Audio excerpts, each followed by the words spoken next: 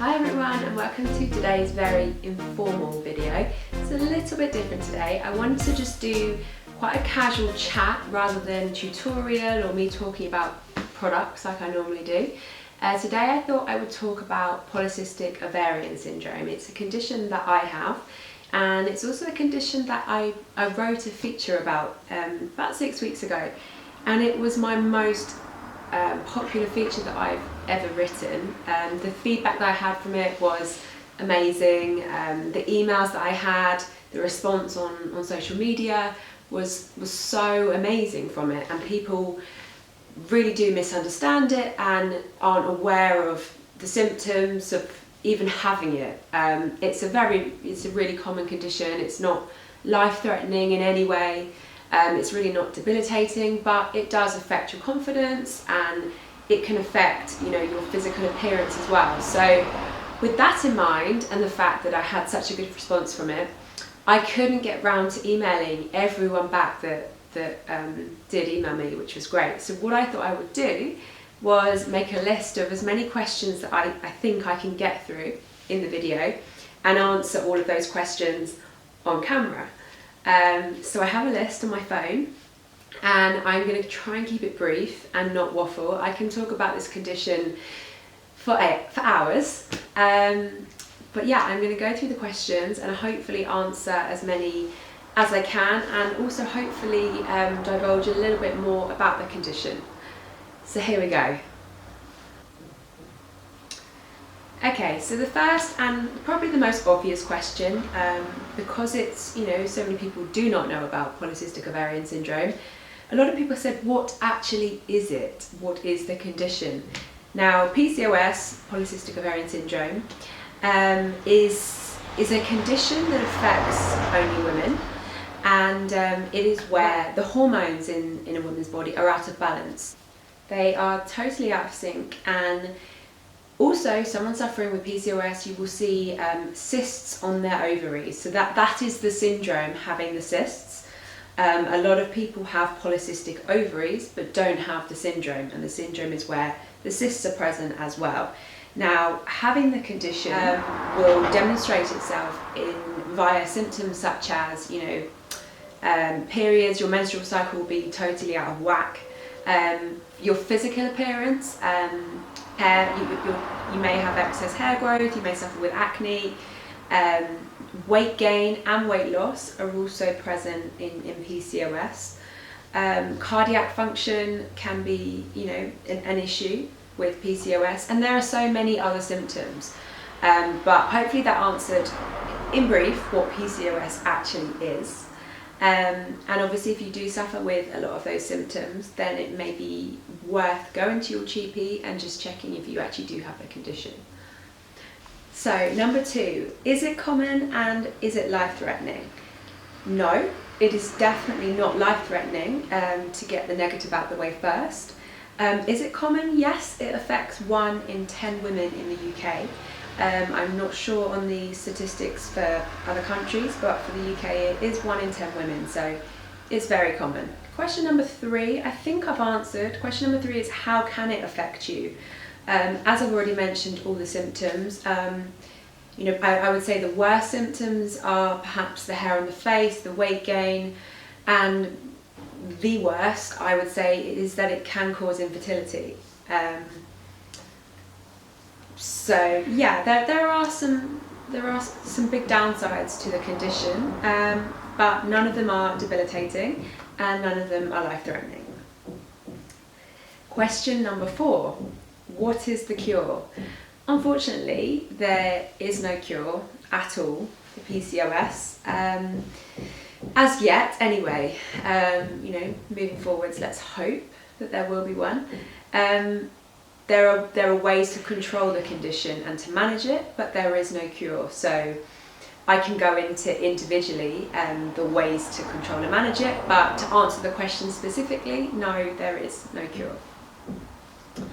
Question number 5. How do you alter your day-to-day life to control the symptoms? Okay, well this has taken me some getting used to and some serious practice, and even now there are things that I I should be doing. So let's start with diet. Having a high level of testosterone, suffering with PCOS, I do try to cut out hormone heavy foods. So I try to not eat a lot of meat. I really don't eat much chicken. I try to stick to fish, or at least Monday to Friday, eliminating meat as much as possible. I also really limit dairy where I can. I don't have lactose. I have almond milk or other, nut milks.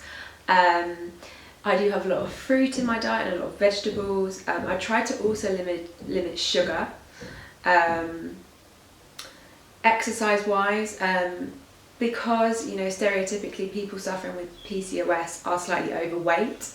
I definitely have been in my lifetime. I'm not overweight now, but I am definitely far from skinny. So I do have to exercise a lot. I exercise 3 to 4 times a week, and if I don't, then I really notice it. Not just physically, but in my energy levels, in how well I sleep. And I very quickly put on weight. So exercise definitely is a factor that I have to incorporate into my lifestyle on a daily basis. Skincare. Now, a lot of PCOS sufferers with the hormonal imbalance suffer with bad skin. I suffer with acne. I also suffer with rosacea. So I can't go out, get crazily drunk and pass out with all my makeup on, because the next morning I will wake up with not just spots all over my face, but inflammation in my skin. On that note, alcohol as well. I can't drink a lot of alcohol. I do enjoy drinking a lot of alcohol, but again, it affects my skin straight away the next morning. And it takes so much work and perseverance to get my skin back to being, half decent looking for a beauty blogger, that sometimes it's not even worth it for me going out and drinking 2 bottles of wine to myself, because my skin will show it the next morning straight away. Anyway, moving on. Okay, have I ever had a full-on beard? No. To answer that simply, I have never had a full-on beard. Suffering with PCOS, one of the symptoms is hirsutism, which is an excess of hair growth. I am hairy. I also have my dad to blame for that. He's Spanish. So I have the hairy Latino blood in me. But on top of that, suffering with PCOS, you do generally grow excess hair. So no, I've never had a beard. Do I have to routinely remove hair from my face? Yes, I definitely do. I do have laser on my face, otherwise I perhaps would have a full-on beard. But as yet, that has not happened. 8. Are there certain foods you should avoid? I think I've touched on that as well. There are certain foods you should avoid. Like I said, you should avoid meat, you should avoid dairy if you can, and limit sugar. But as far as I know, and I've looked into PCOS a lot, that's all I'm aware of that you should really avoid. You should just follow a balanced diet, really, because you are so prone to weight gain. Question 9. Are there any symptoms you don't suffer with? I don't think there is. I definitely don't suffer with weight loss. That's never anything I've had to worry about. But other symptoms that I don't suffer with, I think I have everything else. As far as I know, I'm not completely infertile. I know that it will be very difficult. And I think I've actually answered the next question number 10, which is, what's been your worst experience of the condition?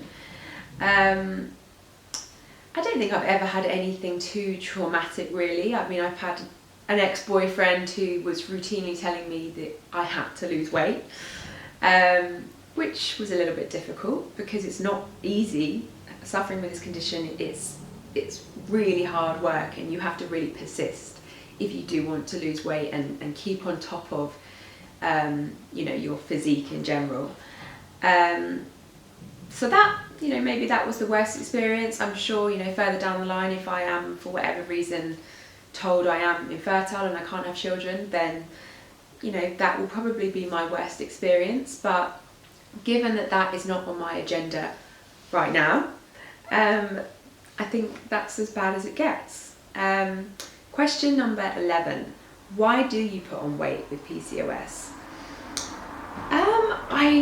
I think this is just all down to the hormonal imbalance, to be honest. Having an excess of testosterone, you know, you can put on weight, you can also lose weight. There are many people that suffer with PCOS who are underweight.